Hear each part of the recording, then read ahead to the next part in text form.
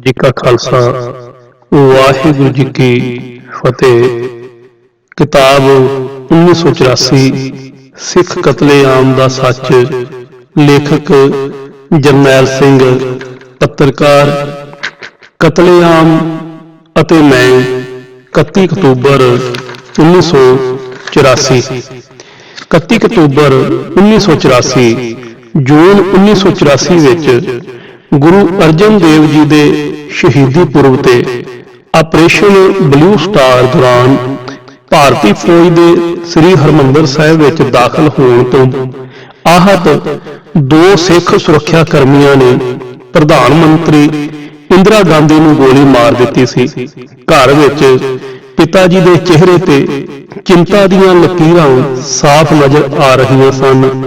ਉਹ ਆਪਣੀ ਚਿੰਤਾ ਮਾਂ ਨਾਲ ਸਾਂਝੀ ਕਰ ਹੀ ਰਹੇ ਸਨ ਕਿ ਸ਼ਾਮ ਨੂੰ ਸਫਦਰਜੰਗ ਇਨਕਲੇਵ ਦੇ ਕੋਲ ਅਰਜਨ ਨਗਰ ਵਿੱਚ ਰਹਿਣ ਵਾਲੀ ਮਾਸੀ ਜੋਗਿੰਦਰ ਕੌਰ ਦਾ ਫੋਨ ਆਇਆ ਕਿ ਉਹਨਾਂ ਦੇ ਸਿੱਖ ਗੁਆਂਢੀ ਕਾਬੁਲ ਸਿੰਘ ਜੋ ਕਿ ਗੁਰਦੁਆਰੇ ਵਿੱਚ ਕੀਰਤਨ ਕਰਦੇ ਨੇ ਏਮਸ ਹਸਪਤਾਲ ਦੇ ਕੋਲੋਂ ਲੰਘ ਰਹੇ ਸੀ ਤਾਂ ਵੇਖਿਆ ਕਿ ਗੁੱਸੇ ਨਾਲ ਭਰੀ ਭੀੜ ਗੱਡੀਆਂ ਵਿੱਚੋਂ ਕੱਢ ਕੇ ਸਿੱਖਾਂ ਨੂੰ ਮਾਰ ਕੁੱਟ ਰਹੀ ਹੈ। ਸਿੱਖਾਂ ਦੀਆਂ ਪੱਗਾਂ ਉਛਾਲੀਆਂ ਜਾ ਰਹੀਆਂ ਹਨ ਤੇ ਉਹ ਬਹੁਤ ਮੁਸ਼ਕਿਲ ਬਚ ਕੇ ਆਏ ਨੇ। ਉਦੋਂ ਹੀ ਪਤਾ ਲੱਗਾ ਕਿ ਰਾਸ਼ਟਰਪਤੀ ਗਿਆਨੀ ਜੈਲ ਸਿੰਘ ਵੀ ਜਦੋਂ ਇੰਦਰਾ ਗਾਂਧੀ ਨੂੰ ਵੇਖਣ ਗਏ ਤਾਂ ਉਹਨਾਂ ਤੇ ਭੀੜ ਨੇ ਪਥਰਾ ਕਰ ਦਿੱਤਾ ਅਤੇ ਕਾਫਲੇ ਦੀਆਂ ਗੱਡੀਆਂ ਦੇ ਸ਼ੀਸ਼ੇ ਭੰਨ ਦਿੱਤੇ। ਮਾਂ ਗੁਆਂਢੀ ਦੇ ਘਰ ਤੋਂ ਮਾਸੀ ਜੀ ਦਾ ਫੋਨ ਸੁਣ ਕੇ ਆਈ ਤਾਂ ਮੱਥੇ ਤੇ ਚਿੰਤਾ ਦੀਆਂ ਲਕੀਰਾਂ ਜ਼ਿਆਦਾ ਡੂੰਘੀਆਂ ਹੋ ਗਈਆਂ ਸਨ। ਵੈਸੇ ਅਜੇ ਵੀ ਕਿਸੇ ਨੇ ਸੁਪਨੇ ਵਿੱਚ ਵੀ ਇਹ ਨਹੀਂ ਸੀ ਸੋਚਿਆ ਜੋ ਕਿ ਅਗਲੇ ਦਿਨ ਤੋਂ ਸ਼ੁਰੂ ਹੋਣ ਵਾਲਾ ਸੀ। ਅਗਲੇ ਦਿਨ 1 ਨਵੰਬਰ ਨੂੰ ਬੇਖੌਫ ਤੇ ਬੇਖਬਰ ਤੜਕੇ ਹੀ ਨੇੜੇ ਦੀ ਸ਼ਿਵ ਵਾਟਿਕਾ ਦੇ ਲੰਮੇ ਵਾਲੇ ਕ੍ਰਿਕਟ ਖੇਡਣ ਨਿਕਲ ਪਏ। ਇਹ ਪਾਰਕ ਰਿਹਾਇਸ਼ੀ ਇਲਾਕੇ ਤੋਂ ਥੋੜਾ ਕਿਨਾਰੇ ਤੇ ਪੈਂਦਾ ਸੀ, ਇਸ ਲਈ ਬੇਖਬਰ ਤੇ ਬੇਖਟਕੇ ਕਈ ਘੰਟੇ ਖੇਡਦੇ ਰਹੇ। ਥੱਕ ਗਏ ਤਾਂ ਘਰਾਂ ਦੀ ਸੁੱਧ ਆਈ। ਆਮ ਤੌਰ ਤੇ ਐਸਾ ਹੀ ਹੁੰਦਾ ਸੀ। ਖੇਡਣ ਵਿੱਚ ਐਨੇ ਰੁੱਝ ਜਾਂਦੇ ਸੀ ਕਿ ਇਹ ਵੀ ਭੁੱਲ ਜਾਂਦੇ ਕਿ ਕੁਝ ਖਾਧਾ ਪੀਤਾ ਹੈ ਜਾਂ ਨਹੀਂ। ਘਰ ਪੁੱਜ ਕੇ ਝਿੜਕਾਂ ਵੀ ਪੈਂਦੀਆਂ ਤੇ ਮਾਂ ਕਦੇ-ਕਦੇ ਕਹਿ ਦਿੰਦੀ, ਕਿਉਂ ਪਾਰਕ ਵਿੱਚ ਕੋਈ ਮਾਂ ਨਹੀਂ ਮਿਲੀ ਜੋ ਰੋਟੀ ਵੀ ਖਵਾਉਂਦੀ, ਪਾਰਕ ਵਿੱਚ ਹੀ ਜਾਓ। ਇਹ ਵੀ ਮਾਂ ਦਾ ਪਿਆਰ ਸੀ। ਖੈਰ ਘਰ ਦੇ ਵੱਲ ਪਰਤਦੇ ਹੋਏ ਅਜੇ ਸਿੰਧੀ ਸਕੂਲ ਕੋਲ ਹੀ ਪਹੁੰਚੇ ਸੀ ਕਿ ਤੇਜ਼ ਸ਼ੋਰ ਸੁਣਾਈ ਦੇਣ ਲੱਗ ਪਿਆ। ਇਉਂ ਲੱਗਾ ਕਿ ਭੀੜ ਕੁਝ ਜ਼ੋਰ-ਜ਼ੋਰ ਦੀ ਚੀਖ ਰਹੀ ਹੈ। ਅੱਖਾਂ ਹੀ ਅੱਖਾਂ ਵਿੱਚ ਦੋਸਤਾਂ ਨੇ ਇਸ਼ਾਰਾ ਕੀਤਾ ਕਿ ਚਲੋ ਵੇਖਦੇ ਹਾਂ ਕਿ ਕੀ ਹੋ ਰਿਹਾ ਹੈ। ਇਹ ਬਾਲ ਸੁਭਾਅ ਹੀ ਹੈ ਤੇ ਹੁਣ ਤਾਂ ਉਕਸੁਕਤਾ ਹੋਰ ਵੱਧ ਗਈ। ਤਦੇ ਵੱਡਾ ਭਰਾ ਚਰਨਜੀਤ ਸਿੰਘ ਜੋ ਕਿ 13 ਸਾਲਾਂ ਦਾ ਸੀ ਬੋਲਿਆ, ਘਰ ਵਿੱਚ ਮੰਮੀ ਦੀ ਡਾਂਟ ਖਾਣੀ ਹੈ ਕਿ ਸਿੱਧੇ ਨੱਕ ਦੀ ਸਿੱਧੇ ਘਰ ਚੱਲੋ, ਸਵੇਰ ਤੋਂ ਨਾਸ਼ਤਾ ਵੀ ਨਹੀਂ ਕੀਤਾ ਹੈ। ਵੱਡੇ ਭਰਾ ਦੀ ਗੱਲ ਟਾਲਣ ਦੀ ਹਿੰਮਤ ਸਾਡੇ ਵਿੱਚੋਂ ਕਿਸੇ ਦੀ ਵੀ ਨਹੀਂ ਹੁੰਦੀ ਸੀ। ਵੈਸੇ ਵੀ ਸਭ ਤੋਂ ਜ਼ਿਆਦਾ ਤਾਕਤਵਰ ਸੀ, ਉਸ ਨਾਲ ਪੰਗਾ ਕੌਣ ਲਵੇ। ਅਜੇ ਗਲੀ ਵਿੱਚ ਪਹੁੰਚੇ ਹੀ ਸੀ ਕਿ ਮਾਂ ਦਾ ਘਬਰਾਇਆ ਹੋਇਆ ਚਿਹਰਾ ਨਜ਼ਰ ਆਇਆ। ਜੋ ਡਾਂਟ ਪੈਣੀ ਸ਼ੁਰੂ ਹੋਈ ਉਹ ਅੱਜ ਤੱਕ ਯਾਦ ਹੈ। 1-2 ਕਰਾਰੀਆਂ ਚੰਡਾਂ ਵੀ ਪੈ ਗਈਆਂ। ਮਾਂ ਬਹੁਤ ਪਰੇਸ਼ਾਨ ਸੀ। ਪਤਾ ਲੱਗਾ ਕਿ ਗੁਆਂਢੀ ਦੇ ਵੱਡੇ ਪੁੱਤਰ ਰਾਜੂ ਨੂੰ ਸਾਨੂੰ ਵੇਖਣ ਲਈ ਕਾਫੀ ਦੇਰ ਪਹਿਲਾਂ ਭੇਜਿਆ ਗਿਆ ਸੀ, ਪਰ ਉਹ ਕਈ ਪਾਰਕਾਂ ਵਿੱਚ ਲੱਭ ਆਇਆ, ਪਰ ਅਸੀਂ ਉਸ ਨੂੰ ਨਹੀਂ ਮਿਲੇ। ਅਸਲ ਵਿੱਚ ਅੱਜ ਅਸੀਂ ਸ਼ਿਵ ਵਾਟਿਕਾ ਖੇਡਣ ਚਲੇ ਗਏ ਸੀ ਅਤੇ ਜਿਸ ਲੰਮੇ ਪਾਰਕ ਵਿੱਚ ਜਿੱਥੇ ਖੇਡ ਰਹੇ ਸੀ ਉਹ ਸ਼ਾਇਦ ਉੱਥੋਂ ਤੱਕ ਪਹੁੰਚ ਹੀ ਨਹੀਂ ਸੀ ਸਕਿਆ। ਜਦੋਂ ਅਸੀਂ ਕਾਫੀ ਦੇਰ ਨਹੀਂ ਲੱਭੇ ਤਾਂ ਮਾਂ ਪਰੇਸ਼ਾਨ ਹੋ ਗਈ ਸੀ। ਪਹਿਲਾਂ ਵੀ ਤਾਂ ਦੇਰ ਹੋ ਜਾਂਦੀ ਸੀ ਪਰ ਇੰਨਾ ਪਰੇਸ਼ਾਨ ਕਦੇ ਨਹੀਂ ਹੋਈ ਸੀ। ਅੱਜ ਕੀ ਹੋ ਗਿਆ ਹੈ? ਇਸ ਤੋਂ ਪਹਿਲਾਂ ਕਿ ਕੁਝ ਪੁੱਛਦੇ ਘਰ ਦੇ ਸਾਰੇ ਬੱਚਿਆਂ ਨੂੰ ਸਭ ਤੋਂ ਅੰਦਰ ਵਾਲੇ ਕਮਰੇ ਵਿੱਚ ਬੰਦ ਕਰ ਦਿੱਤਾ ਗਿਆ। ਇਸ ਕਮਰੇ ਦਾ ਦਰਵਾਜ਼ਾ ਬਹੁਤ ਮੁਸ਼ਕਲ ਨਾਲ ਬੰਦ ਹੁੰਦਾ ਸੀ। ਕਈ ਸਾਲਾਂ ਤੋਂ ਬੰਦ ਵੀ ਨਹੀਂ ਕੀਤਾ ਗਿਆ ਸੀ। ਅੱਜ ਪਾਪਾ ਨੇ ਪੂਰਾ ਜ਼ੋਰ ਲਾ ਕੇ ਬੰਦ ਕਰ ਦਿੱਤਾ। ਅਸੀਂ ਸਾਰੇ ਭੈਣ ਭਰਾ ਕਮਰੇ ਵਿੱਚ ਬੰਦ ਸਮਝ ਨਹੀਂ ਪਾ ਰਹੇ ਸੀ ਕਿ ਕੀ ਹੋ ਰਿਹਾ ਹੈ। ਜੇਕਰ ਖੇਡਣ ਵਿੱਚ ਥੋੜੀ ਦੇਰ ਹੋ ਗਈ ਤਾਂ ਕੀ ਐਨੀ ਸਜ਼ਾ ਮਿਲੇਗੀ? ਹੁਣ ਵੱਡੀ ਭੈਣ ਸਤਵਿੰਦਰ ਕੌਰ ਨੇ ਦੱਸਿਆ ਕਿ ਬਾਹਰ ਸਿੱਖਾਂ ਦੇ ਨਾਲ ਮਾਰਕੁੱਟ ਤੇ ਲੁੱਟ ਖਸੁੱਟ ਹੋ ਰਹੀ ਹੈ। ਲੁੱਟ ਖਸੁੱਟ ਜਿਹਾ ਸ਼ਬਦ ਪਹਿਲੀ ਵਾਰ ਸੁਣਿਆ ਸੀ। ਉਤਸੁਕਤਾ ਵਧਣ ਲੱਗ ਪਈ। ਮਾਂ ਕੱਪੜੇ ਧੋਣ ਲੱਗ ਪਈ, ਪਰ ਨਾਲ ਹੀ ਧਿਆਨ ਬਾਹਰ ਵੱਲ ਬਣਿਆ ਹੋਇਆ ਸੀ। ਥੋੜੀ ਦੇਰ ਬਾਅਦ ਬਜ਼ੁਰਗ ਮੁਲਤਾਨੀ ਗੁਆਂਢਣ, ਜਿਸ ਨੂੰ ਸਾਰਾ ਮੁਹੱਲਾ ਭਾਬੀ ਜੀ ਕਹਿ ਕੇ ਸੱਦਦਾ ਸੀ, ਆਉਂਦੀ ਤੇ ਆਪਣੀ ਮੁਲਤਾਨੀ ਭਾਸ਼ਾ ਵਿੱਚ ਕਹਿੰਦੀ ਕਿ ਚਿੰਤਾ ਨਾ ਕਰੋ। ਸਾਰਾ ਮੁਹੱਲਾ ਜਾਂ ਕਿਹਾ ਜਾਏ ਕਿ ਪੂਰਾ ਲਾਜਪਤ ਨਗਰ ਹੀ ਦੇਸ਼ ਦੀ ਵੰਡ ਦੇ ਬਾਅਦ ਪਾਕਿਸਤਾਨ ਵੱਲੋਂ ਆਏ ਸਿੱਖਾਂ ਤੇ ਹਿੰਦੂਆਂ ਨੂੰ ਵਸਾਉਣ ਲਈ ਬਣਿਆ ਸੀ। ਆਪਸ ਵਿੱਚ ਇੱਕ ਦਰਦ ਤੇ ਵੰਡ ਦਾ ਰਿਸ਼ਤਾ ਸੀ। ਇਸੇ ਲਈ ਕਦੇ ਬੇਗਾਨਾਪਨ ਮਹਿਸੂਸ ਨਹੀਂ ਸੀ ਹੁੰਦਾ। ਇਸੇ ਭਾਬੀ ਜੀ ਦੇ ਸੰਸਾਰ ਤੋਂ ਚਲੇ ਜਾਣ ਬਾਅਦ ਇਹਨਾਂ ਦੀ ਨੂੰਹ ਨੇ ਮੇਰੀ ਮਾਂ ਨੂੰ ਸੱਸ ਦਾ ਦਰਜਾ ਦੇ ਦਿੱਤਾ ਸੀ। ਉਹਨਾਂ ਦੇ ਬੱਚਿਆਂ ਦੇ ਸਾਰੇ ਵਿਆਹਾਂ ਵਿੱਚ ਮੇਰੀ ਮਾਂ ਨੇ ਭੂਮਿਕਾ ਨਿਭਾਈ। ਦਾਦਾ ਜੀ ਵੰਡ ਤੋਂ ਪਹਿਲਾਂ ਲਾਹੌਰ ਦੇ ਕੋਲ ਇੱਕ ਪਿੰਡ ਵਿੱਚ ਖੇਤੀਬਾੜੀ ਕਰਦੇ ਸੀ। ਵੰਡ ਦੇ ਬਾਅਦ ਜਿਵੇਂ ਤਿਵੇਂ ਉੱਥੋਂ ਖਾਲੀ ਹੱਥੀਂ ਲੁੱਟ ਪੱਟ ਕੇ ਇੱਥੇ ਆਏ ਸੀ। ਟੀਨ ਦੀਆਂ ਛੱਤਾਂ ਵਾਲੇ ਘਰ ਮਿਲੇ, ਜਿਨ੍ਹਾਂ ਵਿੱਚ ਸਰਦੀ ਤੇ ਗਰਮੀ ਦੋਵੇਂ ਹੀ ਆਪਣਾ ਪੂਰਾ ਜ਼ੋਰ ਵਿਖਾਉਂਦੀਆਂ। ਇੱਕ ਵਾਰ ਛੱਤ ਤੇ ਪਹੁੰਚ ਕੇ ਕਿਸੇ ਦੇ ਵੀ ਘਰ ਪਹੁੰਚ ਸਕਦੇ ਸੀ। ਪਿਤਾ ਜੀ ਨੂੰ ਬੜੀ ਮੁਸ਼ਕਲ ਨਾਲ CPWD ਵਿੱਚ ਨੌਕਰੀ ਮਿਲੀ ਤਾਂ ਘਰ ਚੱਲਣਾ ਸ਼ੁਰੂ ਹੋਇਆ। ਅਸੀਂ ਭਾਵੇਂ ਸਾਰਾ ਦਿਨ ਲਾਜਪਤ ਨਗਰ ਵਿੱਚ ਘੁੰਮਦੇ ਰਹਿੰਦੇ, ਮਾਂ ਪਰੇਸ਼ਾਨ ਨਹੀਂ ਹੁੰਦੀ ਸੀ। ਪਰ 1 ਨਵੰਬਰ ਨੂੰ ਸਵੇਰ ਤੋਂ ਮਾਹੌਲ ਬਦਲਿਆ ਹੋਇਆ ਲੱਗ ਰਿਹਾ ਸੀ। ਅੱਜ ਚਿੰਤਾ ਹੋ ਰਹੀ ਸੀ। ਘਰ ਦੇ ਸਾਹਮਣੇ ਬਰਸਾਤੀ ਨਾਲਾ ਸੀ ਤੇ ਨਾਲੇ ਦੇ ਉਸ ਪਾਸਿਓਂ ਸ਼ੋਰ ਵੱਧਦਾ ਜਾ ਰਿਹਾ ਸੀ। ਮਾਂ ਨੇ ਪਿਤਾ ਜੀ ਦੇ ਨਾਂ ਵਾਲੀ ਨੇਮ ਪਲੇਟ ਘਰ ਦੇ ਬਾਹਰ ਤੋਂ ਹਟਾ ਦਿੱਤੀ। ਇਸ ਵਾਰ ਭਾਬੀ ਜੀ ਫਿਰ ਆਏ ਤਾਂ ਮਾਂ ਨੇ ਉਹਨਾਂ ਨੂੰ ਕਿਹਾ ਕਿ ਤੁਸੀਂ ਵਾਰ-ਵਾਰ ਇਸ ਤਰ੍ਹਾਂ ਨਾ ਆਓ। ਇਸ ਨਾਲ ਵੀ ਭੀੜ ਨੂੰ ਸ਼ੱਕ ਹੋ ਸਕਦਾ ਹੈ ਕਿ ਇਹ ਸਿੱਖਾਂ ਦਾ ਘਰ ਹੈ। ਨਾਲੇ ਦੇ ਇਸ ਪਾਰ ਪੂਰੀ ਗਲੀ ਵਿੱਚ ਇੱਕ ਸਾਡਾ ਹੀ ਘਰ ਸਿੱਖਾਂ ਦਾ ਸੀ। ਨਾਲੇ ਦੇ ਇਸ ਪਾਰ ਹੋਣਾ ਸ਼ਾਇਦ ਵਰਦਾਨ ਬਣ ਗਿਆ ਸੀ। ਜਦੋਂ ਭੀੜ ਦਾ ਸ਼ੋਰ ਵਧਣ ਲੱਗਾ ਤਾਂ ਮਾਂ ਨੇ ਸਾਨੂੰ ਮੁੰਡਿਆਂ ਨੂੰ ਕਮਰੇ ਦੇ ਅੰਦਰ ਹੀ ਪਰਛੱਤੀ ਤੇ ਚੜ੍ਹ ਕੇ ਲੁਕ ਜਾਣ ਲਈ ਕਿਹਾ।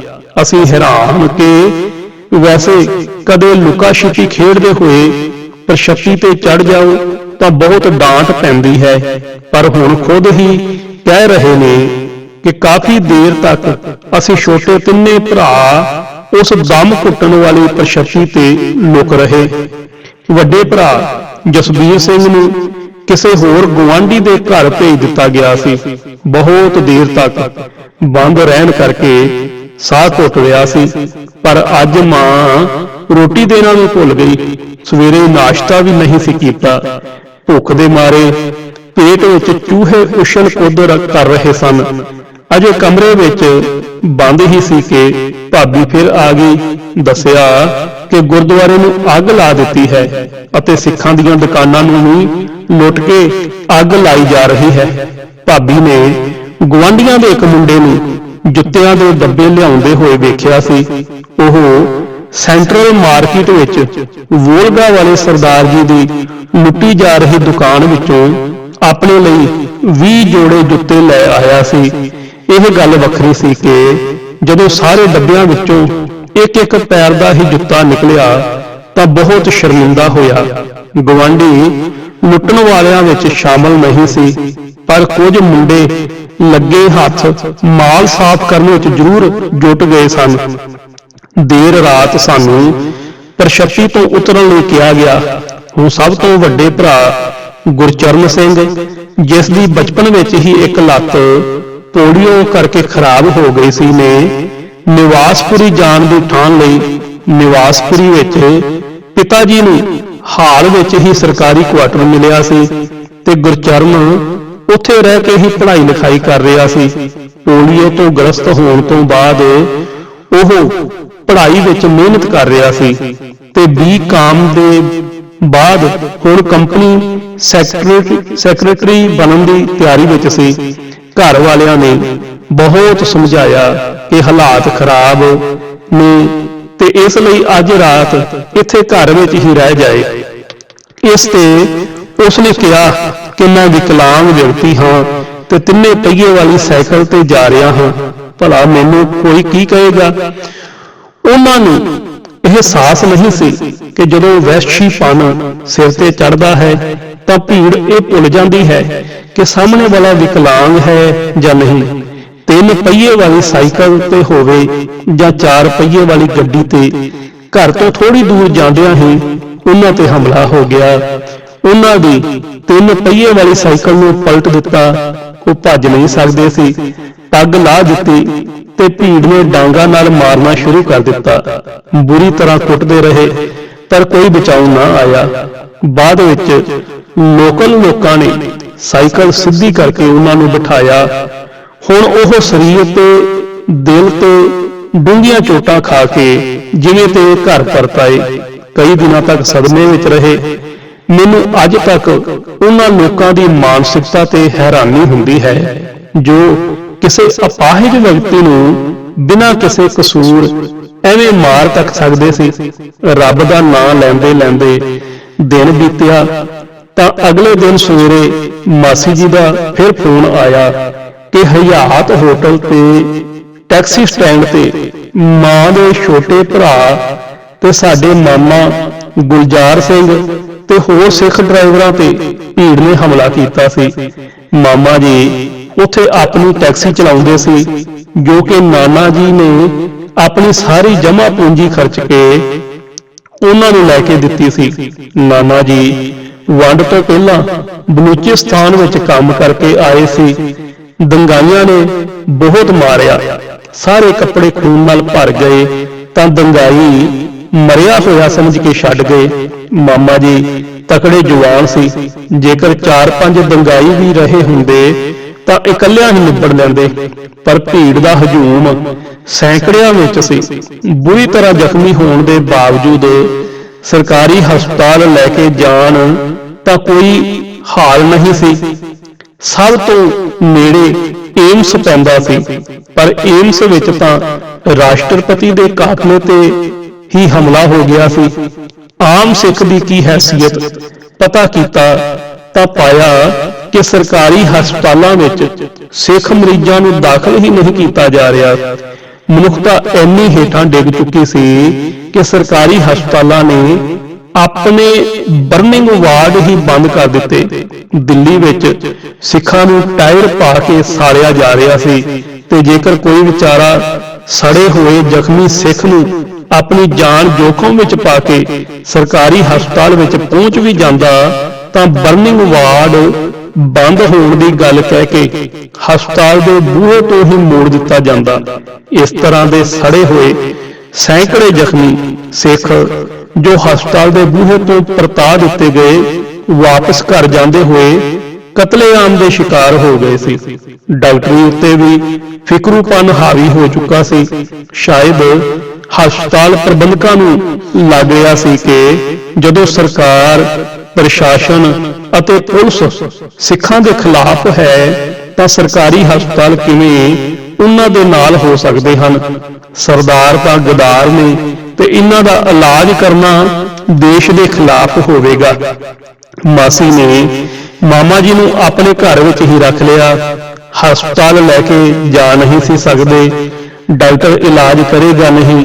ਭੀੜ ਨੇ ਵੇਖ ਲਿਆ ਤਾਂ ਉਲਟੇ ਲੈਣ ਦੇ ਦੇਣੇ ਪੈ ਜਾਣਗੇ। ਨਾਲ ਹੀ ਹਸਪਤਾਲ ਵਾਲੇ ਵੀ ਲੈਣ ਤੋਂ ਮਨਾ ਕਰ ਰਹੇ ਸੀ। ਕੀ ਕਰੀਏ? ਕਿਸੇ ਤਰ੍ਹਾਂ ਨੇੜੇ ਰਹਿੰਦੀ ਇੱਕ ਪ੍ਰਾਈਵੇਟ ਈਸਾਈ ਨਰਸ ਦੇ ਹੱਥ ਪੈਰ ਜੋੜੇ ਗਏ। ਉਹ ਨਰਸ ਰਾਤ ਨੂੰ ਛੁਪ ਕੇ ਆਉਂਦੀ ਤੇ ਮਾਮਾ ਜੀ ਦੀ ਮਰਹਮ ਪੱਟੀ ਕਰਦੀ। ਸਾਰੇ ਸਰੀਰ ਤੇ ਜ਼ਖਮ ਸਨ, ਪਰ ਡਾਕਟਰ ਦੀ ਬਜਾਏ ਨਰਸ ਹੀ ਇਲਾਜ ਕਰ ਰਹੀ ਸੀ। ਨਰਸ ਸਮਝਦਾਰ ਸੀ ਤੇ ਜਾਣਦੀ ਸੀ ਕਿ ਅਜਿਹੇ ਮਰੀਜ਼ ਨੂੰ ਕਿਹੜੀ ਦਵਾਈਆਂ ਤੇ ਟੀਕੇ ਦੇਣੇ ਹਨ। ਹੁਣ ਮੈਂ 2 ਨਵੰਬਰ ਨੂੰ ਜ਼ਿੰਦਗੀ ਵਿੱਚ ਪਹਿਲੀ ਵਾਰ ਕਰਫਿਊ ਲੱਗਦੇ ਵੇਖ ਰਿਹਾ ਸੀ। ਪੁਲਿਸ ਦੀ ਇੱਕ ਜੀਪ ਇਹ ਐਲਾਨ ਕਰਦੇ ਹੋਏ ਨਿਕਲੀ ਕਿ ਸਾਰੇ ਲੋਕ ਘਰਾਂ ਦੇ ਅੰਦਰ ਚਲੇ ਜਾਣ, ਅੱਧੇ ਘੰਟੇ ਵਿੱਚ ਕਰਫਿਊ ਲੱਗਣ ਵਾਲਾ ਹੈ। ਮਾਂ ਕਹਿਣ ਲੱਗੀ ਕਿ ਹੁਣ ਸਭ ਠੀਕ ਹੋ ਜਾਵੇਗਾ, ਕਰਫਿਊ ਲੱਗਣ ਤੋਂ ਬਾਅਦ ਭੀੜ ਹਮਲਾ ਨਹੀਂ ਕਰੇਗੀ। ਪਰ ਅਸੀਂ ਇੰਤਜ਼ਾਰ ਹੀ ਕਰਦੇ ਰਹਿ ਗਏ ਤੇ ਕਰਫਿਊ ਲੱਗਿਆ ਹੀ ਨਹੀਂ। ਸੁਣਿਆ ਸੀ ਕਿ ਕਰਫਿਊ ਲੱਗਣ ਤੇ ਜੇਕਰ ਕੋਈ ਬਾਹਰ ਦਿਖਾਈ ਦੇ ਜਾਵੇ ਤਾਂ ਪੁਲਿਸ ਗੋਲੀ ਮਾਰ ਦਿੰਦੀ ਹੈ, ਪਰ ਇੱਥੇ ਤਾਂ ਕਰਫਿਊ ਲਾਉਣ ਲਈ ਜਿਵੇਂ ਹੀ ਪੁਲਿਸ ਦੀ ਜੀਪ ਆਉਂਦੀ ਤਾਂ ਲੋਕ ਹੋਰ ਜ਼ਿਆਦਾ ਘਰਾਂ ਤੋਂ ਬਾਹਰ ਆ ਜਾਂਦੇ ਸੀ। ਇਹ ਕਿਹੋ ਜਿਹਾ ਕਰਫਿਊ ਸੀ? ਪੁਲਿਸ ਇਹਨਾਂ ਦੇ ਖਿਲਾਫ ਕਾਰਵਾਈ ਕਿਉਂ ਨਹੀਂ ਕਰ ਰਹੀ ਸੀ? ਮਾਂ ਤੋਂ ਪੁੱਛਿਆ ਤਾਂ ਉਸ ਕੋਲ ਕੋਈ ਜਵਾਬ ਨਹੀਂ ਸੀ। ਅੱਜ ਵੀ ਲੁੱਟ ਖਸੁੱਟ ਹੋਈ, ਪਰ ਬੀਤੇ ਕੱਲ ਦੇ ਮੁਕਾਬਲੇ ਘੱਟ ਸੀ। ਇਹੀ ਸੁਣਿਆ ਕਿ ਲਾਜਪਤ ਨਗਰ ਵਿੱਚ ਸਿੱਖਾਂ ਦੇ ਨਾਲ ਇਹ ਸਭ ਜੋ ਹੋ ਰਿਹਾ ਸੀ, ਉਸ ਦੇ ਪਿੱਛੇ ਲੋਕਲ ਕਾਂਗਰਸੀ ਨੇਤਾਵਾਂ ਦਾ ਵੀ ਹੱਥ ਸੀ। ਹੁਣ 3 ਕੁ ਦਿਨਾਂ ਬਾਅਦ ਰਾਤ ਨੂੰ ਗੈਰ ਸਿੱਖ ਮੁਹੱਲੇ ਵਾਲਿਆਂ ਨੇ ਮੋਰਚਾ ਬੰਨ੍ਹਣਾ ਸ਼ੁਰੂ ਕਰ ਦਿੱਤਾ ਸੀ। ਕਿਹਾ ਗਿਆ ਕਿ ਭੀੜ ਨੇ ਹਮਲਾ ਕੀਤਾ ਤਾਂ ਅਸੀਂ ਖੁਦ ਬਚਾਅ ਕਰਾਂਗੇ। ਮੋਰਚਾ ਘਰ ਦੇ ਬਿਲਕੁਲ ਨੇੜੇ ਹੀ ਬੰਨ੍ਹਿਆ ਜਾ ਰਿਹਾ ਸੀ। ਇਸ ਲਈ ਮਾਂ ਤੋਂ ਅੱਖ ਬਚਾ ਕੇ ਮੈਂ ਵੀ ਉੱਥੇ ਪਹੁੰਚ ਗਿਆ। ਉਹ ਲੋਕ ਹੈਰਾਨ ਸੀ ਤੇ ਮੈਨੂੰ ਬਹੁਤ ਅਜੀਬ ਢੰਗ ਨਾਲ ਵੇਖ ਰਹੇ ਸੀ। ਬਾਅਦ ਵਿੱਚ ਪਤਾ ਲੱਗਾ ਕਿ ਮੁਹੱਲੇ ਵਾਲਿਆਂ ਨੂੰ ਦੰਗਾਈਆਂ ਤੋਂ ਵੱਧ ਸਿੱਖਾਂ ਦੇ ਹਮਲੇ ਦਾ ਡਰ ਸਤਾ ਰਿਹਾ ਸੀ। ਇਸ ਤਰ੍ਹਾਂ ਦੀਆਂ ਅਫਵਾਹਾਂ ਫੈਲਾਈਆਂ ਜਾ ਰਹੀਆਂ ਸੀ ਕਿ ਸਿੱਖਾਂ ਦੇ ਕਤਲੇਆਮ ਤੋਂ ਬਾਅਦ ਪੰਜਾਬ ਤੋਂ ਸਿੱਖਾਂ ਦੀ ਰੇਲ ਆ ਰਹੀ ਹੈ ਤੇ ਸਿੱਖ ਕਦੇ ਵੀ ਕਿਧਰੋਂ ਵੀ ਹਮਲਾ ਕਰ ਸਕਦੇ ਹਨ। ਇਹ ਅਫਵਾਹ ਵੀ ਸੁਣਨ ਵਿੱਚ ਆਈ ਕਿ ਸਿੱਖਾਂ ਨੇ ਪਾਣੀ ਦੀ ਵੱਡੀ ਟੈਂਕੀ ਵਿੱਚ ਜ਼ਹਿਰ ਮਿਲਾ ਦਿੱਤਾ ਹੈ। ਮੈਂ ਕਿਸੇ ਨੂੰ ਪੁੱਛਿਆ ਕਿ ਕਿੱਥੇ ਮਿਲਾਇਆ ਹੈ ਤਾਂ ਉਸਨੇ ਪੂਰੇ ਲਾਜਪਤ ਨਗਰ ਨੂੰ ਪਾਣੀ ਦੀ ਸਪਲਾਈ ਕਰਨ ਵਾਲੀ ਟੈਂਕੀ ਵੱਲ ਇਸ਼ਾਰਾ ਕਰ ਦਿੱਤਾ। ਮੈਨੂੰ ਭਰੋਸਾ ਹੀ ਨਹੀਂ ਹੋਇਆ। ਲੱਗਿਆ ਕਿ ਐਨੀ ਵੱਡੀ ਟੈਂਕੀ ਤੇ ਚੜ੍ਹ ਕੇ ਭਲਾ ਕੌਣ ਜ਼ਹਿਰ ਮਿਲਾ ਸਕਦਾ ਹੈ, ਅਤੇ ਜੇਕਰ ਜ਼ਹਿਰ ਮਿਲਾ ਵੀ ਦਿੱਤਾ ਤਾਂ ਕੀ ਉਹ ਪਾਣੀ ਸਿੱਖਾਂ ਦੇ ਘਰਾਂ ਵਿੱਚ ਨਹੀਂ ਜਾਏਗਾ? ਮੈਂ ਵੀ ਘਰ ਤੋਂ ਪਾਣੀ ਪੀ ਕੇ ਆਇਆ ਸੀ। ਹੁਣ ਜ਼ਹਿਰ ਮਿਲਾਉਣ ਵਾਲੇ ਤੇ ਗੁੱਸਾ ਆ ਰਿਹਾ ਸੀ।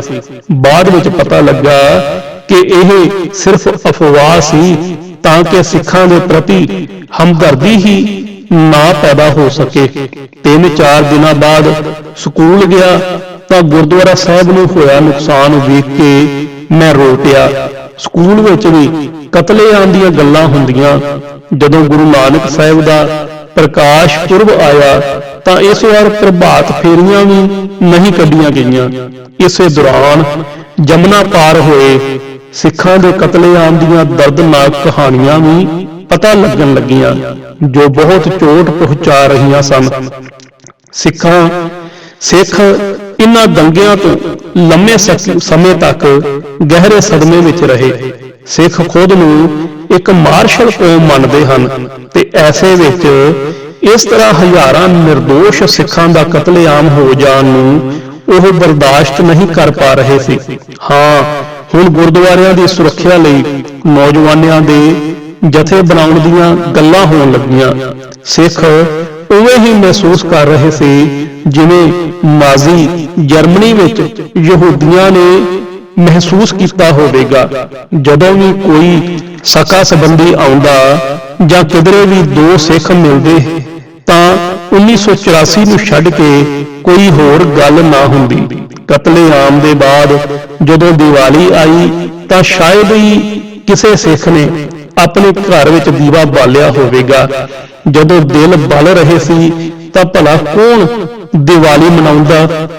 ਸਿੱਖ ਸਦਮੇ ਤੋਂ ਬਾਹਰ ਆਉਣ ਲਈ ਇਹੀ ਗੱਲਾਂ ਕਰਦੇ ਕਿ ਸੁੱਤੇ ਹੋਏ ਸ਼ੇਰ ਦੀ ਪੂਛ ਤੇ ਹੱਥ ਪਾਇਆ ਹੈ। ਸੋਚਿਆ ਨਹੀਂ ਸੀ ਕਿ ਇਹ ਲੋਕ ਐਨੇ ਹੇਠਾਂ ਡਿੱਗ ਜਾਣਗੇ, ਪਰ ਹੁਣ ਜਾਗ ਗਏ ਹਾਂ, ਹਮਲਾ ਕਰਕੇ ਵਿਖਾਉਣ। ਸਿੱਖਾਂ ਦੀ ਮਾਨਸਿਕਤਾ ਤੇ ਕਰੜੀ ਸੱਟ ਵੱਜੀ ਸੀ। ਇਸੇ ਵਿੱਚ ਹੀ ਇੱਕ ਦਿਨ ਗੁਰਦੁਆਰਾ ਬੰਗਲਾ ਸਾਹਿਬ ਗਏ ਤਾਂ ਵੇਖਿਆ ਕਿ ਨਿਸ਼ਾਨ ਸਾਹਿਬ ਤੇ ਇੱਕ ਬਾਜ ਆ ਕੇ ਬੈਠ ਗਿਆ ਹੈ। ਬਸ ਸਾਰੇ ਸਿੱਖ ਉਸ ਨੂੰ ਵੇਖ ਕੇ ਕਹਿਣ ਲੱਗੇ ਕਿ ਗੁਰੂ ਗੋਬਿੰਦ ਸਿੰਘ ਜੀ ਦਾ ਬਾਜ ਆਇਆ ਹੈ ਤੇ ਹੁਣ ਸਿੱਖਾਂ ਦੇ ਦੁਸ਼ਮਣਾਂ ਦੀ ਖੈਰ ਨਹੀਂ ਹੈ। ਦਿੱਲੀ ਵਿੱਚ ਸਿੱਖ ਟੁੱਟਿਆ ਹੋਇਆ ਮਨੋਬਲ ਹਾਸਲ ਕਰਨ ਲਈ ਹਰ ਕੋਸ਼ਿਸ਼ ਕਰ ਰਹੇ ਸਨ। ਸਿੱਖਾਂ ਦੇ ਧਾਰਮਿਕ ਸਮਾਗਮਾਂ ਵਿੱਚ ਹੀ ਇਹ ਦਰਦ ਸਾਹਮਣੇ ਆਉਂਦਾ ਰਹਿੰਦਾ ਸੀ। ਮੈਨੂੰ ਯਾਦ ਹੈ ਕਿ ਲਾਜਪਤ ਨਗਰ ਵਿੱਚ ਇੱਕ ਰਾਤ ਨੂੰ ਕੀਰਤਨ ਦਰਬਾਰ ਹੋਇਆ ਤਾਂ ਪੁਲਿਸ ਆ ਕੇ ਸਪੀਕਰ ਬੰਦ ਕਰਨ ਨੂੰ ਕਹਿਣ ਲੱਗੀ। ਪੁਲਿਸ ਦਾ ਕਹਿਣਾ ਸੀ ਕਿ ਗੁਆਂਢੀਆਂ ਨੇ ਤੇਜ਼ ਸਪੀਕਰ ਚੱਲਣ ਬਾਰੇ ਸ਼ਿਕਾਇਤ ਕੀਤੀ ਹੈ। ਸਿੱਖ ਬੇਹੱਦ ਮਾਯੂਸ ਹੋਏ, ਕਿਹਾ ਕਿ ਅਸੀਂ ਤਾਂ ਰਾਤ 12:30 ਵਜੇ ਤੱਕ ਹੀ ਪ੍ਰੋਗਰਾਮ ਕਰ ਰਹੇ ਹਾਂ ਤਾਂ ਰੋਕਣ ਆ ਗਏ ਹੋ, ਪਰ ਜੋ ਕਈ ਦਿਨ ਲਗਾਤਾਰ ਸਾਰੀ ਰਾਤ ਭਗਵਤੀ ਜਾਗਰਣ ਚੱਲਦੇ ਹਨ, ਉਹਨਾਂ ਨੂੰ ਕਿਉਂ ਨਹੀਂ ਬੰਦ ਕਰਵਾਉਂਦੇ? ਸਿੱਖਾਂ ਨੇ ਤਾਂ ਕਦੇ ਜਾਗਰਣ ਦੀ ਸ਼ਿਕਾਇਤ ਨਹੀਂ ਕੀਤੀ। ਤਕਰੀਬਨ 10 ਦਿਨਾਂ ਬਾਅਦ ਸਾਨੂੰ ਘਰ ਦੇ ਨੇੜੇ ਪਾਰਕ ਵਿੱਚ ਖੇਡਣ ਜਾਣ ਦੀ ਇਜਾਜ਼ਤ ਮਿਲ ਗਈ। ਘਰ ਬੈਠੇ ਬੈਠੇ ਸਾਡਾ ਦਮ ਘੁੱਟਣ ਲੱਗ ਪਿਆ ਸੀ। ਪਾਰਕ ਤਾਂ ਸਾਡੀ ਜਾਨ ਸੀ, ਖੇਡੇ ਬਿਨਾਂ ਨੀਂਦ ਨਹੀਂ ਆਉਂਦੀ ਸੀ। ਤਿੰਨੇ ਭਰਾ ਕਈ ਦਿਨਾਂ ਬਾਅਦ ਪਾਰਕ ਵਿੱਚ ਖੇਡਣ ਗਏ, ਪਰ ਅੱਜ ਸਾਰਿਆਂ ਬੱਚਿਆਂ ਨੇ ਕ੍ਰਿਕਟ ਖੇਡਣ ਦੀ ਬਜਾਏ ਮਾਰਨ ਪਿੱਟੀ ਖੇਡਣ ਦਾ ਮਨ ਬਣਾ ਲਿਆ ਸੀ। ਇਹ ਇੱਕ ਅਜਿਹੀ ਖੇਡ ਸੀ ਜਿਸ ਵਿੱਚ ਇੱਕ ਦੂਜੇ ਨੂੰ ਗੇਂਦ ਮਾਰਦੇ ਸਾਂ। ਇਹ ਲਾਲ ਗੇਂਦ 50 ਪੈਸਿਆਂ ਦੀ ਆਉਂਦੀ ਸੀ, ਪਰ ਲੱਗਦੀ ਬਹੁਤ ਤੇਜ਼ ਸੀ। ਖੈਰ, ਖੇਡ ਸ਼ੁਰੂ ਹੋ ਗਿਆ। ਅਸੀਂ ਤਿੰਨੇ ਭਰਾ ਬਹੁਤ ਚੁਸਤ ਸੀ, ਪਰ ਇਹ ਕਿ ਅੱਜ ਗੇਂਦ ਬਹੁਤ ਜ਼ਿਆਦਾ ਹੀ ਲੱਗ ਰਹੀ ਸੀ। ਧਿਆਨ ਗਿਆ ਕਿ ਬਾਕੀ ਸਾਰੇ ਬੱਚੇ ਅੱਜ ਅੰਦਰ ਖਾਤੇ ਮਿਲੇ ਹੋਏ ਨੇ ਤੇ ਸਾਨੂੰ ਤਿੰਨੇ ਭਰਾਵਾਂ ਨੂੰ ਹੀ ਨਿਸ਼ਾਨਾ ਬਣਾਇਆ ਜਾ ਰਿਹਾ ਹੈ। ਕੋਈ ਵੀ ਦੂਜਾ ਬੱਚਾ ਸਿਵਾਏ ਸਾਡੇ ਤਿੰਨੇ ਭਰਾਵਾਂ ਦੇ ਕਿਸੇ ਹੋਰ ਨੂੰ ਨਿਸ਼ਾਨਾ ਹੀ ਨਹੀਂ ਬਣਾ ਰਿਹਾ ਸੀ। ਜੇਕਰ ਦੂਜੇ ਦੇ ਵੱਲ ਗੇਂਦ ਸੁੱਟਦਾ ਵੀ ਹੈ ਤਾਂ ਇਸ ਤਰ੍ਹਾਂ ਕਿ ਉਸ ਨੂੰ ਲੱਗੇ ਨਹੀਂ, ਬਲਕਿ ਉਹ ਆਰਾਮ ਨਾਲ ਫੜ ਕੇ ਸਾਨੂੰ ਨਿਸ਼ਾਨਾ ਬਣਾ ਸਕੇ। ਹੁਣ ਕੀ ਕਰੀਏ? ਖੇਡ ਛੱਡ ਦਈਏ ਜਾਂ ਪਿੱਟਦੇ ਰਹੀਏ? ਮੈਦਾਨ ਛੱਡਣ ਦੀ ਆਦਤ ਸਾਡੇ ਵਿੱਚ ਸ਼ੁਰੂ ਤੋਂ ਹੀ ਨਹੀਂ ਸੀ। ਬੇਹੱਦ ਤੇਜ਼ੀ ਨਾਲ ਅਸੀਂ ਤਿੰਨੇ ਭਰਾਵਾਂ ਨੇ ਵੀ ਬਾਕੀ ਬੱਚਿਆਂ ਨੂੰ ਤਰਤੀਬ ਨਾਲ ਨਿਸ਼ਾਨਾ ਬਣਾਉਣਾ ਸ਼ੁਰੂ ਕਰ ਦਿੱਤਾ। ਅੱਜ ਜਿਵੇਂ ਖੇਡ ਨਹੀਂ ਬਲਕਿ ਜੰਗ ਹੋ ਰਹੀ ਸੀ। ਹਾਰ ਮੰਨਣ ਦਾ ਸਵਾਲ ਹੀ ਨਹੀਂ ਸੀ। ਰਬੜ ਦੀ ਉਸ ਗੇਂਦ ਨੇ ਕਿੰਨੀ ਵਾਰ ਮਾਰਿਆ ਇਹ ਤਾਂ ਯਾਦ ਨਹੀਂ, ਪਰ ਦਰਦ ਕਾਫੀ ਹੋਇਆ ਸੀ। ਉਸ ਵਕਤ ਇੰਜ ਵਿਖਾਇਆ ਜਿਵੇਂ ਕੋਈ ਦਰਦ ਨਹੀਂ ਹੋ ਰਿਹਾ। ਖੈਰ, ਇਹ ਸੋਚ ਕੇ ਕਿ ਮਾਰਨ ਪਿੱਟੀ ਤਾਂ ਖੇਡ ਹੀ ਐਸਾ ਹੈ। ਪਾਰਕ ਤੋਂ ਵਾਪਸ ਆਏ ਤੇ ਭੁੱਲ ਵੀ ਗਏ। ਕਰਦੇ ਵੀ ਕੀ? ਖੇਡਣ ਲਈ ਚੰਨ ਤੇ ਤਾਂ ਜਾ ਨਹੀਂ ਸਕਦੇ ਸੀ, ਇਸ ਦੇ ਨਾਲ ਹੀ ਖੇਡਣਾ ਸੀ। ਬਚਪਨ ਵਿੱਚ ਅਸੀਂ ਤਿੰਨ ਭਰਾਵਾਂ ਦੀ ਗੁਆਂਢ ਦੀ ਅਜਬ ਆਂਟੀ ਦੇ 3 ਪੁੱਤਰਾਂ ਨਾਲ ਬਹੁਤ ਬਣਦੀ ਸੀ। ਵੈਸੇ ਵੀ ਇੱਕੋ ਉਮਰ ਦੇ ਸੀ ਤੇ ਇੱਕ ਹੀ ਸਕੂਲ ਵਿੱਚ ਪੜ੍ਹਨ ਜਾਂਦੇ ਸੀ। ਇਕੱਠੇ ਰਹਿਣਾ, ਇਕੱਠਿਆਂ ਸਕੂਲ ਜਾਣਾ, ਇਕੱਠਿਆਂ ਖੇਡਣਾ ਤੇ ਇਕੱਠਿਆਂ ਹੀ ਰਾਮਚੰਦਰ ਅੰਕਲ ਤੇ ਰੋਸ਼ਨੀ ਆਂਟੀ ਦੇ ਅਮਰੂਦ ਛਿਪ ਕੇ ਤੋੜਨਾ। ਹੁਣ ਖੇਡਾਂਗੇ ਤਾਂ ਲੜਾਈ ਝਗੜਾ ਵੀ ਹੋਵੇਗਾ। ਲੜਾਈ ਝਗੜੇ ਪਹਿਲਾਂ ਵੀ ਹੁੰਦੇ ਸੀ, ਪਰ ਹੁਣ ਇਹ ਤਿੰਨੇ ਸਾਨੂੰ ਚਿੜਾਉਣ ਲਈ ਸਰਦਾਰਾਂ ਦੇ 12 ਵੱਜ ਗਏ, ਜੂੜੀ ਤੇ ਹੋਰ ਭੈੜੇ ਸ਼ਬਦਾਂ ਦੀ ਵਰਤੋਂ ਕਰਨ ਲੱਗ ਪਏ ਸੀ। ਪਹਿਲਾਂ ਦੇ ਲੜਾਈ ਝਗੜਿਆਂ ਵਿੱਚ ਭਾਵੇਂ ਚੋਟ ਲੱਗ ਜਾਏ, ਪਰ ਇੰਨਾ ਦੁੱਖ ਨਹੀਂ ਹੁੰਦਾ ਸੀ ਜਿੰਨਾ ਇਹ ਸ਼ਬਦ ਦਿਲ ਨੂੰ ਚੀਰਦੇ ਸੀ। ਅਸੀਂ 12 ਵਜੂ ਦੇ ਜਵਾਬ ਵਿੱਚ ਇਹਨਾਂ ਨੂੰ 2:30 ਵਜੂ ਕਹਿਣਾ ਸ਼ੁਰੂ ਕਰ ਦਿੱਤਾ। ਇਹ ਜੈਸੇ ਨੂੰ ਤੈਸਾ ਸੀ, ਪਰ ਬੁਰਾ ਵੀ ਫਿਰ ਲੱਗਦਾ ਹੀ ਸੀ। ਇੱਕ ਦਿਨ ਮਾਂ ਤੋਂ ਪੁੱਛਿਆ ਕਿ ਇਹ ਸਰਦਾਰਾਂ ਦੇ 12 ਵਜੇ ਕਿਉਂ ਕਹਿੰਦੇ ਨੇ, ਤਾਂ ਮਾਂ ਨੇ ਦੱਸਿਆ ਕਿ ਪੁੱਤਰ, ਜਦੋਂ ਅਹਿਮਦ ਸ਼ਾਹ ਅਬਦਾਲੀ ਨੇ ਭਾਰਤ ਤੇ ਹਮਲਾ ਕੀਤਾ ਤਾਂ ਸਿੱਖਾਂ ਦੀ ਤਾਕਤ ਬੇਹੱਦ ਘੱਟ ਸੀ ਅਤੇ ਉਸ ਨੂੰ ਦੇਸ਼ ਵਿੱਚ ਲੁੱਟ ਖਸੁੱਟ ਕੇ ਮਾਰ ਕਾਟ ਤੋਂ ਰੋਕਣ ਵਾਲੀ ਕੋਈ ਸ਼ਕਤੀ ਨਹੀਂ ਸੀ।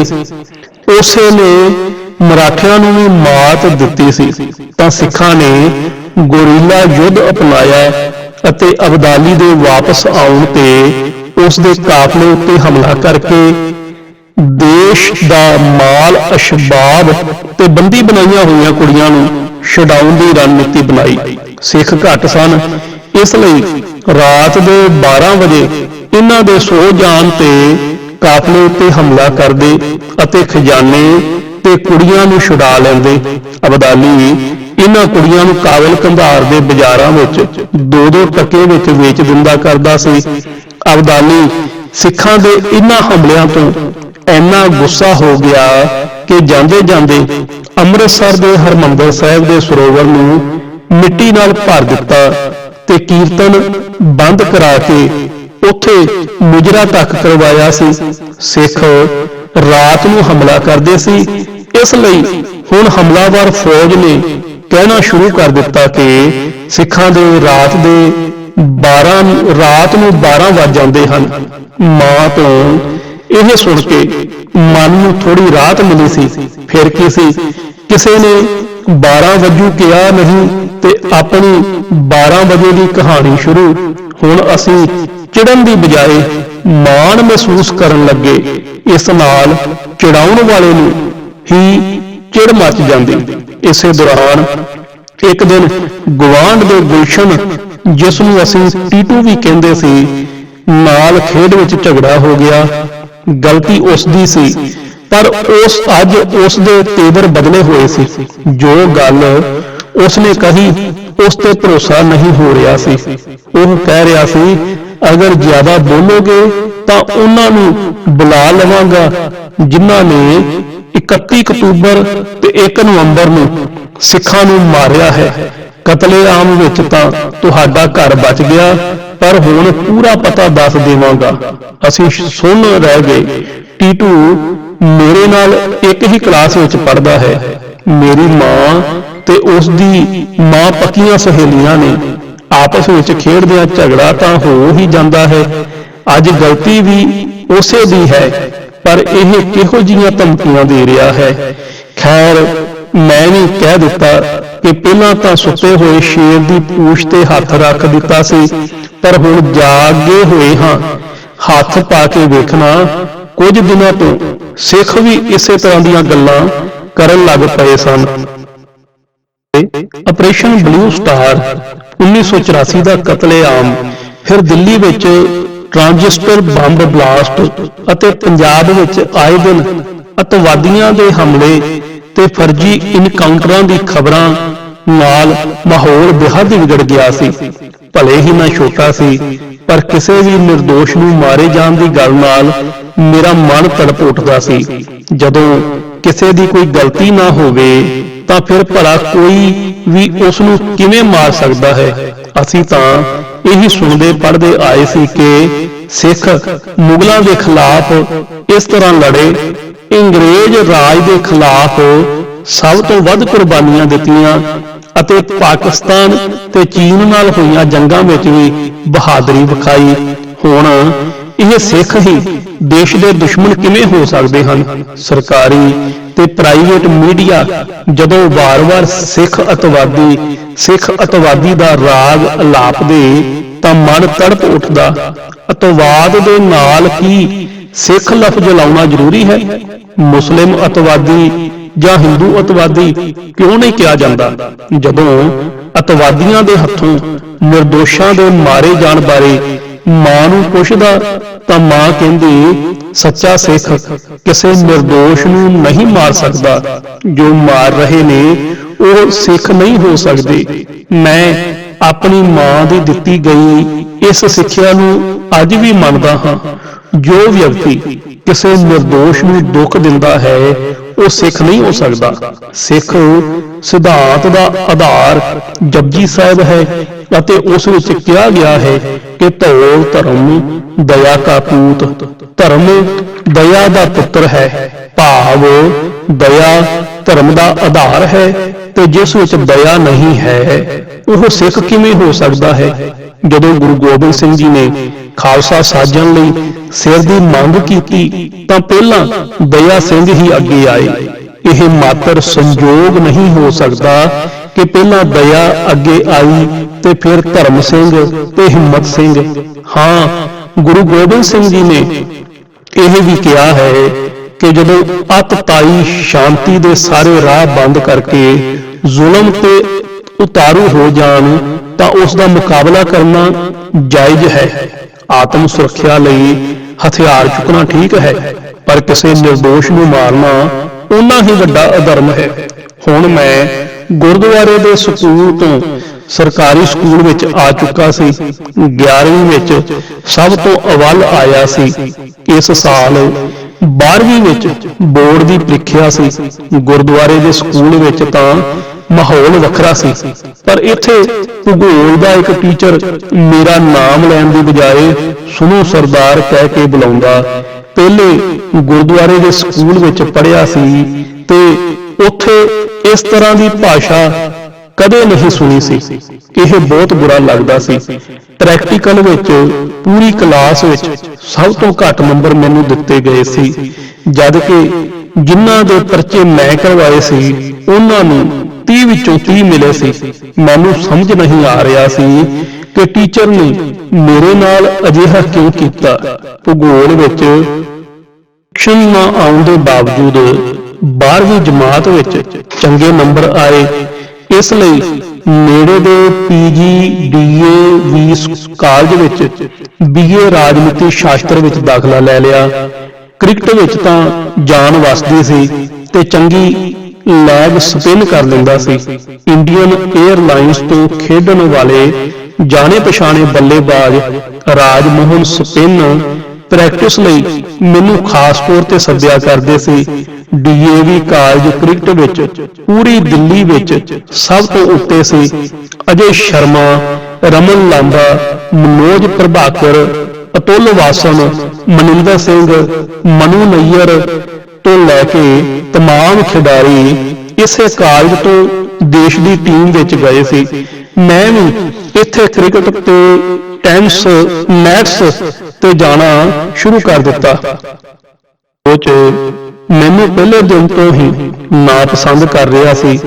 ਮੇਰੀ ਲੈਗ ਸਪਿਨ ਬਹੁਤ ਚੰਗੀ ਸੀ ਤੇ ਇਹ ਗੱਲ ਸਾਰੇ ਬੱਲੇਬਾਜ਼ ਕਹਿਣ ਲੱਗੇ ਸੀ, ਪਰ ਮੈਨੂੰ ਜਦੋਂ ਪ੍ਰੈਕਟਿਸ ਮੈਚ ਖੇਡਣ ਦਾ ਇੱਕ ਮੌਕਾ ਹੀ ਨਹੀਂ ਦਿੱਤਾ ਗਿਆ ਤਾਂ ਸਮਝ ਆ ਗਈ ਕਿ ਵਕਤ ਖਰਾਬ ਕਰਨ ਦੀ ਬਜਾਏ ਪੜ੍ਹਾਈ ਤੇ ਹੀ ਧਿਆਨ ਦੇਵਾਂ।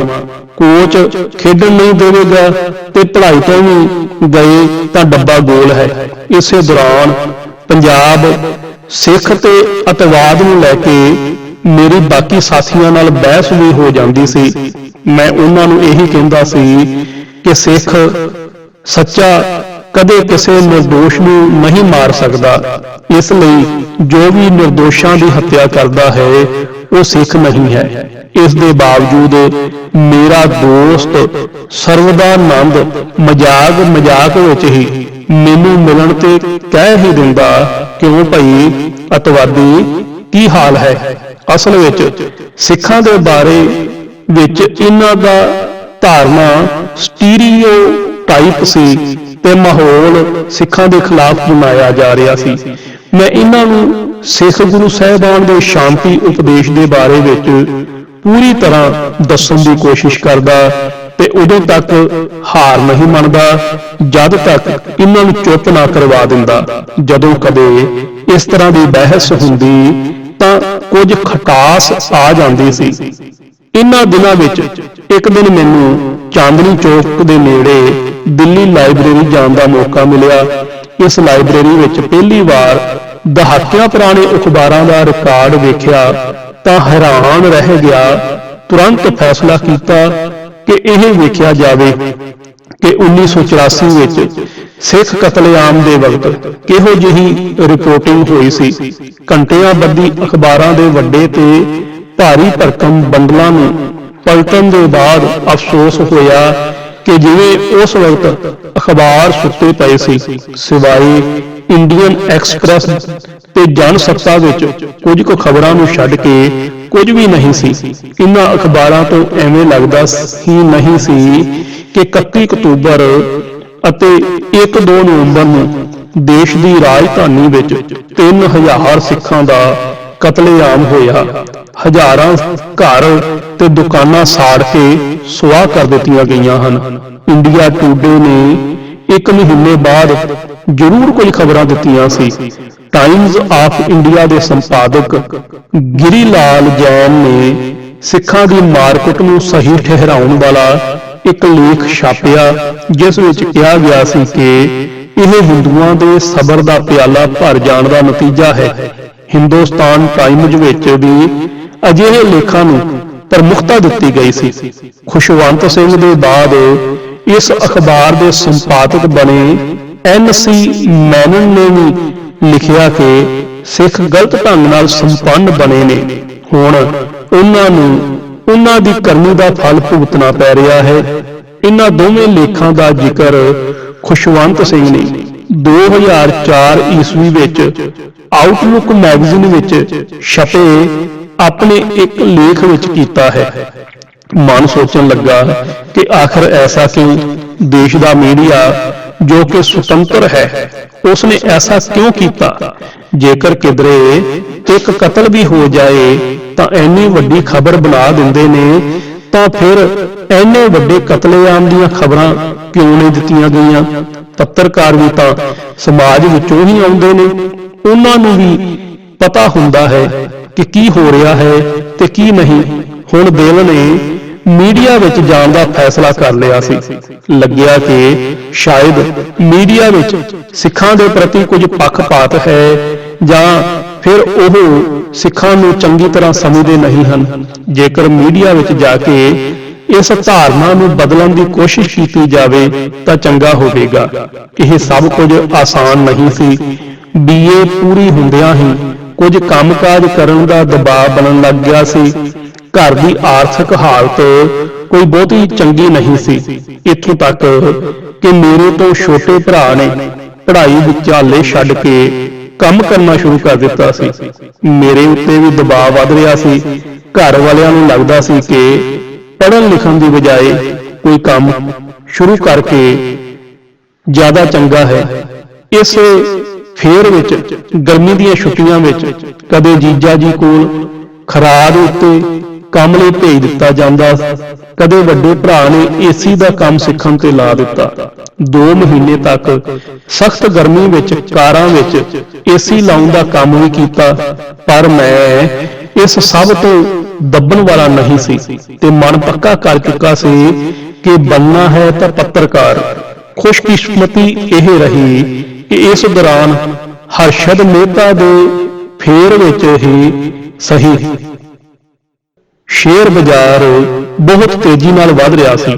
2 ਮਹੀਨੇ ਇੱਕ ਐਸੀ ਫਰਮ ਵਿੱਚ ਨੌਕਰੀ ਮਿਲ ਗਈ ਜਿੱਥੇ ਸ਼ੇਅਰ ਧਾਰਕਾਂ ਦੇ ਨਾਮ, ਪਤੇ ਆਦਿ ਦਾ ਪੂਰਾ ਹਿਸਾਬ ਕਿਤਾਬ ਰੱਖਣਾ ਹੁੰਦਾ ਸੀ। ਹੁਣ ਮੈਂ ਕੁਝ ਪੈਸੇ ਹੱਥ ਆਉਂਦਿਆਂ ਹੀ MA ਅਤੇ ਪੱਤਰਕਾਰਤਾ ਦਾ ਕੋਰਸ ਕਰਨ ਦਾ ਫੈਸਲਾ ਕਰ ਲਿਆ। MA ਵਿੱਚ ਤਾਂ ਦਾਖਲਾ ਮਿਲ ਗਿਆ, ਪਰ YMCA ਵਿੱਚ ਪੱਤਰਕਾਰਤਾ ਦੇ ਕੋਰਸ ਲਈ ਦਾਖਲਾ ਟੈਸਟ ਹੋਇਆ। ਟੈਸਟ ਚੰਗਾ ਹੋਇਆ ਸੀ, ਪਰ ਫਿਰ ਵੀ ਜਦੋਂ ਨਤੀਜਾ ਵੇਖਣ ਗਿਆ ਤਾਂ ਪਤਾ ਲੱਗਾ ਕਿ ਪਾਸ ਹੋਣ ਵਾਲਿਆਂ ਵਿੱਚ ਮੇਰਾ ਨਾਮ ਨਹੀਂ ਹੈ। ਹੈਰਾਨੀ ਦੀ ਤਾਂ ਕੋਈ ਸੀਮਾ ਨਾ ਰਹੀ ਜਦੋਂ ਅਗਲੇ ਦਿਨ ਮੈਨੂੰ ਇੰਟਰਵਿਊ ਤੇ ਸੱਦੇ ਬਾਰੇ ਪੋਸਟ ਕਾਰਡ ਆਇਆ। ਮੈਨੂੰ ਉਸ ਪੋਸਟ ਕਾਰਡ ਤੇ ਵਿਸ਼ਵਾਸ ਹੀ ਨਹੀਂ ਹੋ ਰਿਹਾ ਸੀ।